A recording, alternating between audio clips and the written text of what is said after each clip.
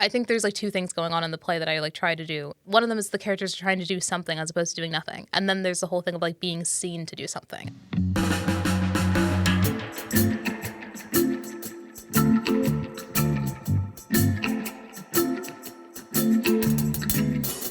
This is Writer's Mosaic in Conversation. Luca Newman talks to Rianna Simons about the stepping stones of playwriting.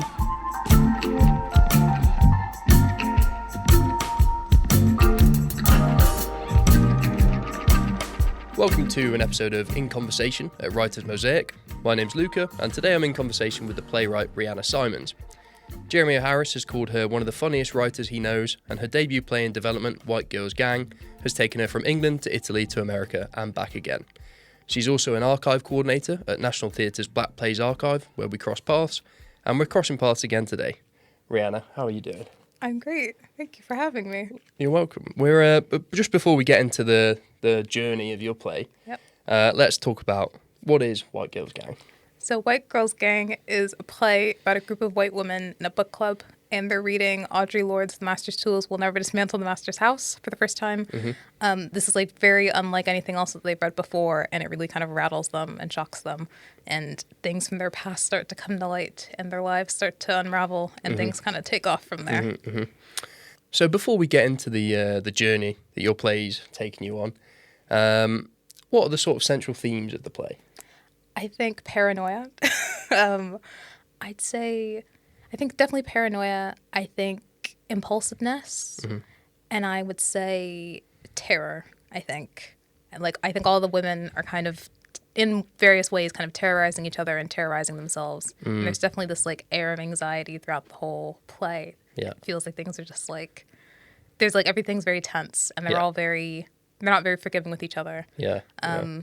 Do you think there's sort of projections of their, they can feel their own secrets coming to light, so they feel they've got to... Yeah, 100%. I think they kind of, there's a element that they might know what's coming.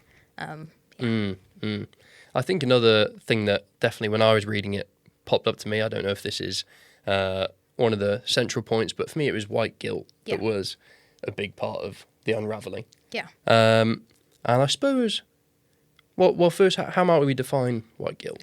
I think white guilt is it's almost like a non-feeling. It's this feeling if you're, and I say this obviously as a black woman, but for me, I think white guilt is white people feeling afraid of things that either they have done directly or things that they have not done directly based on who they are as people. Mm-hmm. And this kind of paralyzing fear that they should do something, but they don't know what that is. And that something just hangs over them. Yeah. I suppose there's another element to it where, perhaps white people might feel, oh, well, I should feel a level of guilt. At what point does this guilt become kind of unproductive? I mean, that's a good point. I think guilt as a feeling, as a kind of almost unproductive feeling, it kind of puts you in this place of being paranoid and afraid to do things as opposed to actually take action. Mm-hmm.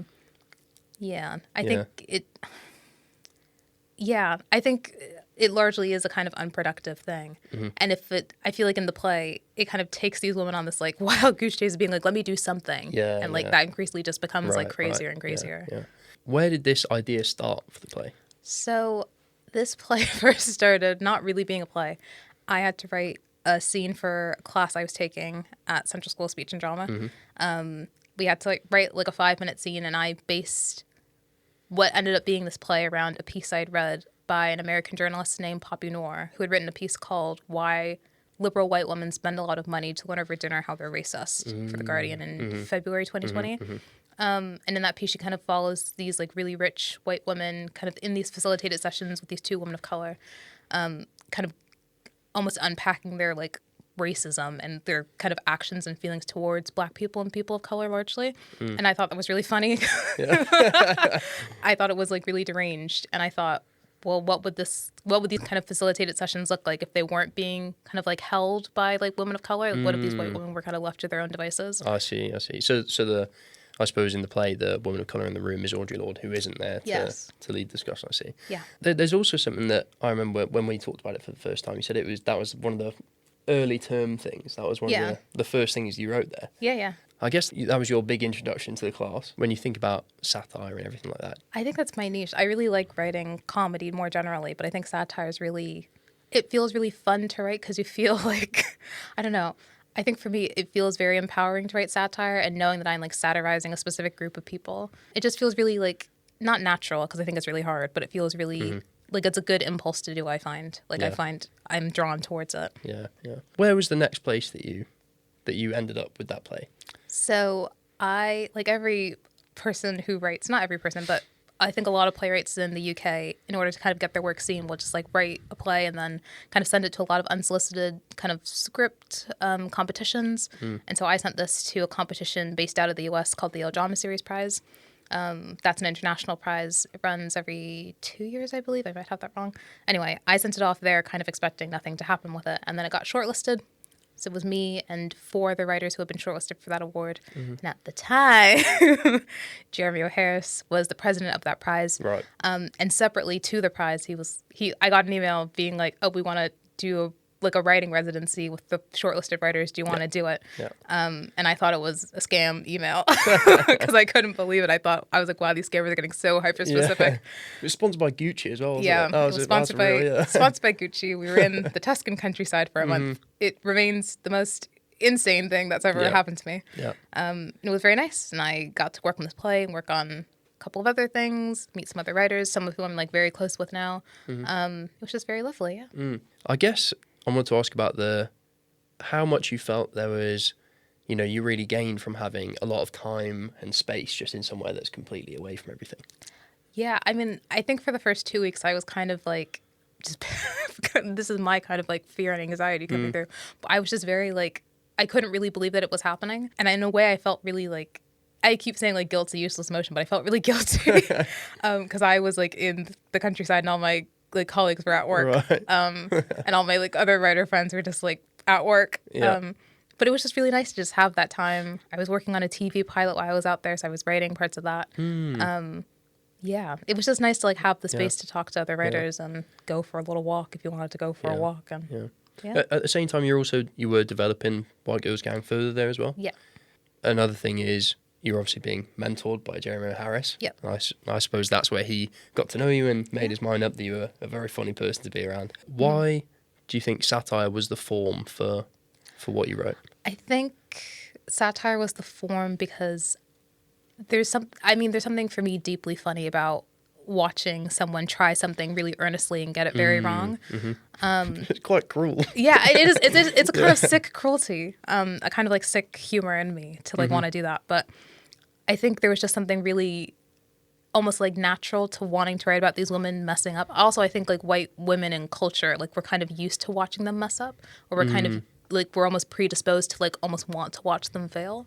That sounds very cryptic, but I think for this play and these women, like it kind of just made sense. Like the play came together really quickly. When I like properly started writing it, I wrote the first draft in like 3 days, and I've never done that again. Yeah. Wow. I couldn't imagine this play like not being satirical. I think. Yeah. I suppose beyond that, satire as a genre, I suppose, and this is the big question for all art really, but what do you think the effectiveness is of satire? So there's a critic named Harry Levin who talks about satire being akin to like putting pins in the effigies of your enemies, which like I think it makes you feel good as a writer. Like it makes you feel, I think there's like a danger in it, like being like almost like self-righteous and being like, oh, like look at me, I have this pen and I'm going to write about these people. But I think satire is a form. It's important to like, I think it's important for comedy, but I think satire in particular to like hold people to account. And if we can like laugh at that as an opening and then kind of think about it more deeply, I think that's a really good thing to do. Yeah.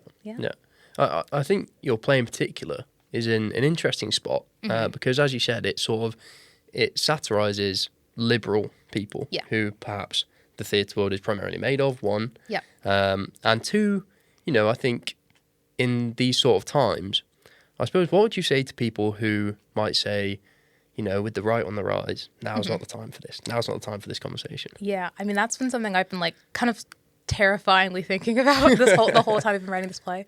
There's like a fear in me that this play will like quote unquote end up in the wrong hands.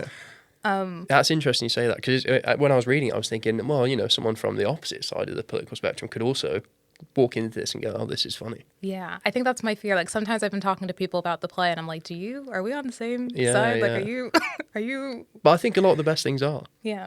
I think it speaks to kind of universality in a way that like we're all kind of watching these women in particular, like watching them fail. And it's almost like, what can we learn, so to speak, quote unquote, from them? Even if that's just like, don't do crazy things, Yeah. don't like be impulsive.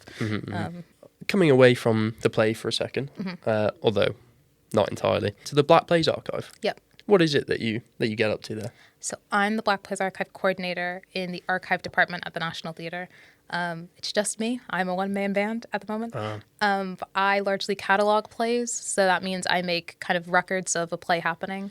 So when it was on, who was in it, who wrote it, what's the play about, if it's been published, where can you read it, if it's not been published, where can you access it in a library or archive collection.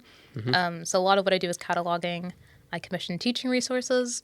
I kind of manage all of this on a website for the National Theatre. I talk to writers. I sometimes take in their scripts. I mean, I do various things in a day. I think every day is different. What plays were really influential in writing White Girls Gang? Oh, that's a really good question. I always come back to a play called Talking in Tongues by a writer named Winsome Pinnock.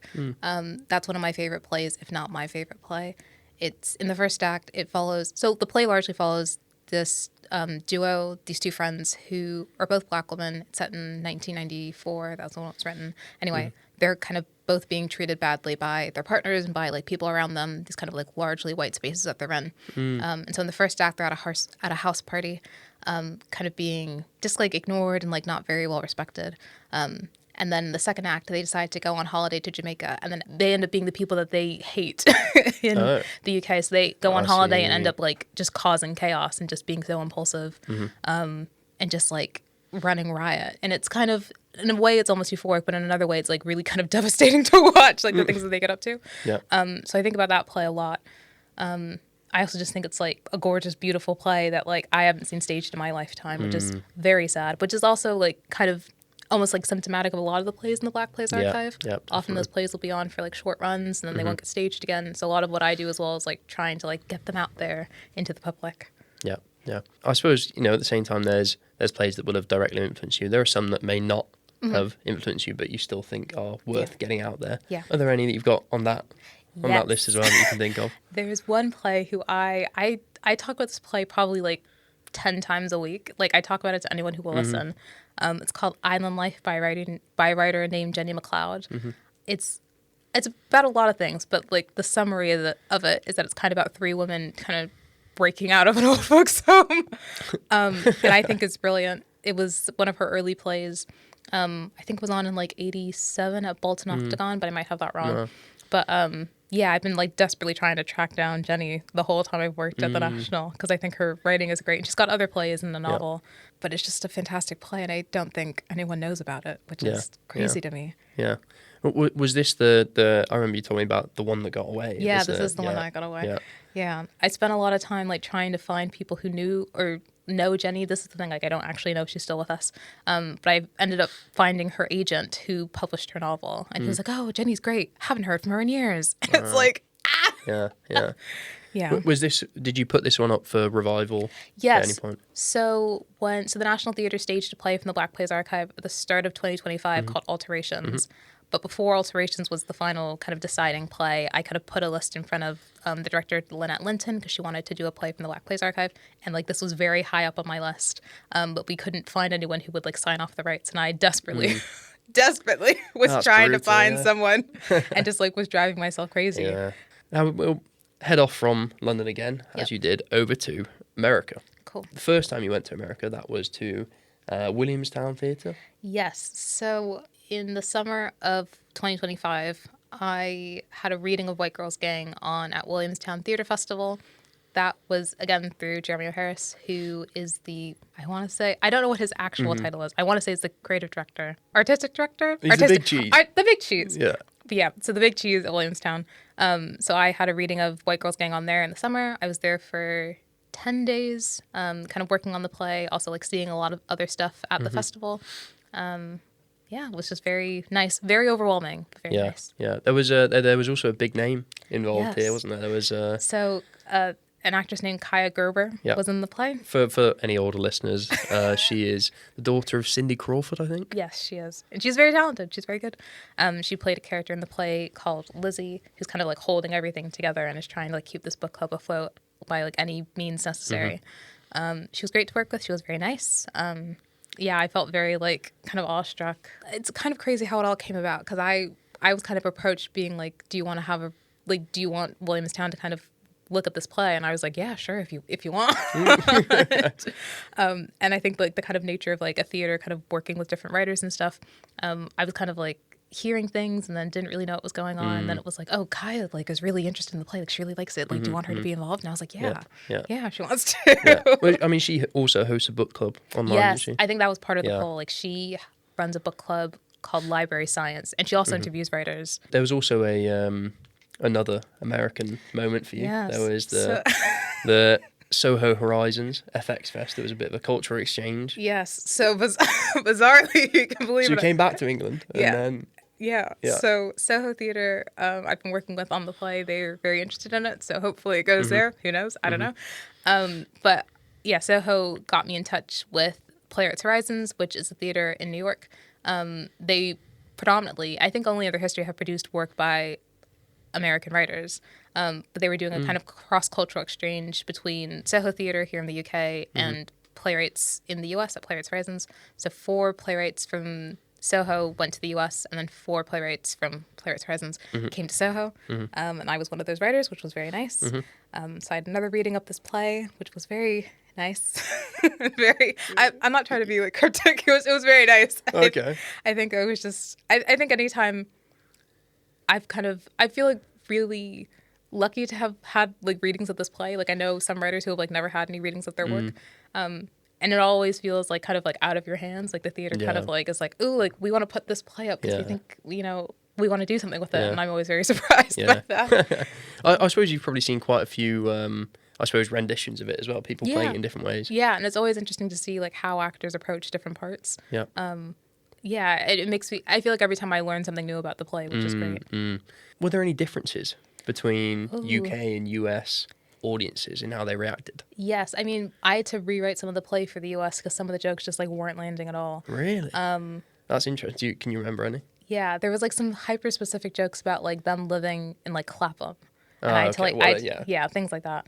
And then there was like certain like phrasing things. Like one of the actors I worked with was saying like, oh, we wouldn't say like stood up, we'd say standing up. I'd be like, okay.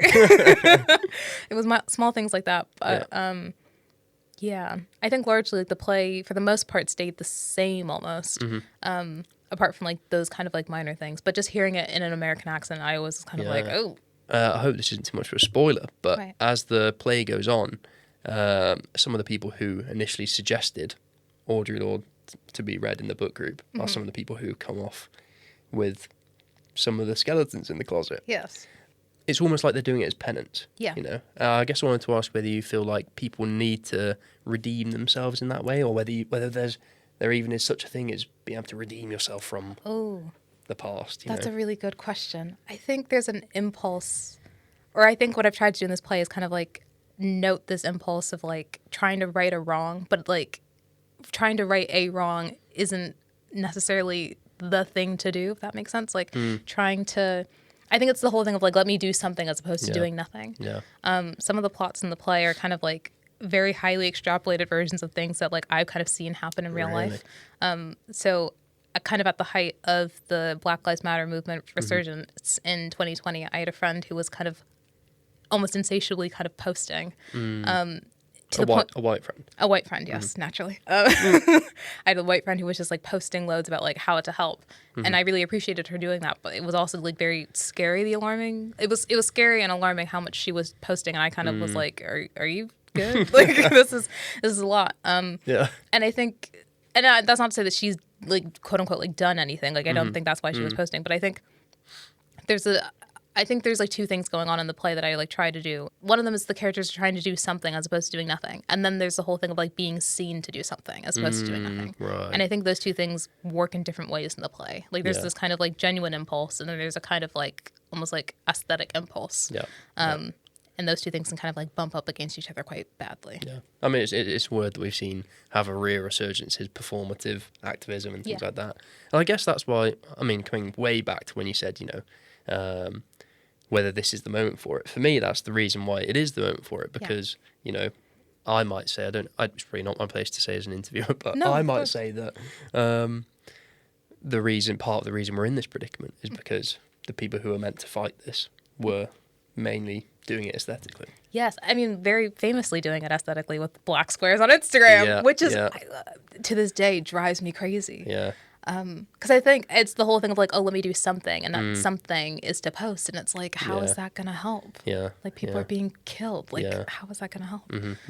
How long have you been working on this play now? So I started writing this play. The first time I saved a document that had White Girls Gang as the title was February of 2020. Wow. So it's been almost 6 years. Wow. Yeah, it's been 6 long years. But I think any good play kind of like takes over your life a little bit. Yeah. Yeah. I was saying to someone ages ago, I was like, oh, I started writing this play in like 2020, and they were like, oh, like if you had a kid then, like the kid would be like however old. And I was like, why would you say that to me? Yeah.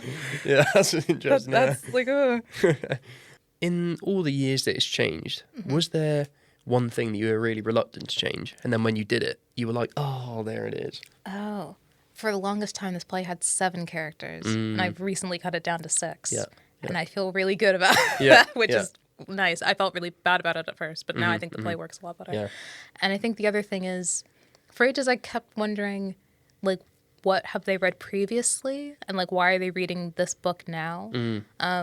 And I almost was wondering, like, what would this play look like if they were reading something else, if they were just kind of, like, talking more generally. But I think them talking about Lord's work really kind of steers the conversation, especially because some of them have such, like, strong reactions to it in, like, all these different ways. Yeah. So that's something that's kind of, it's been a constant, but I've been constantly like, does this need to change? Yeah. Would there be any general advice that you've gotten over the years through the mentoring that you would give to people? Oh. I know, it's a horrible question. No, that's a good question. I think I have a couple of things. The thing I've like had to realize, and I was thinking about this today, is like a piece of advice I wish I got earlier, especially in this process, was like, you can just let a play be bad for a while. I think for me, I had this real like kind of desire and like drive to like make a play perfect immediately, like even in a first draft. And like by definition, a play is not going to be perfect in a first draft.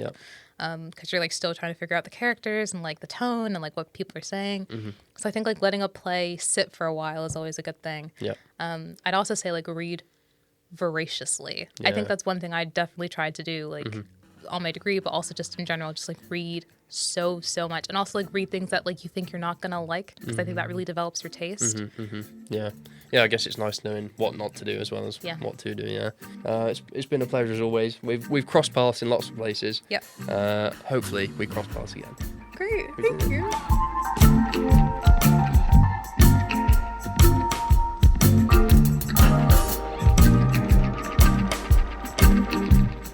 Luca Newman was in conversation with Rianna Simons. To hear more writers, go to writersmosaic.org.uk.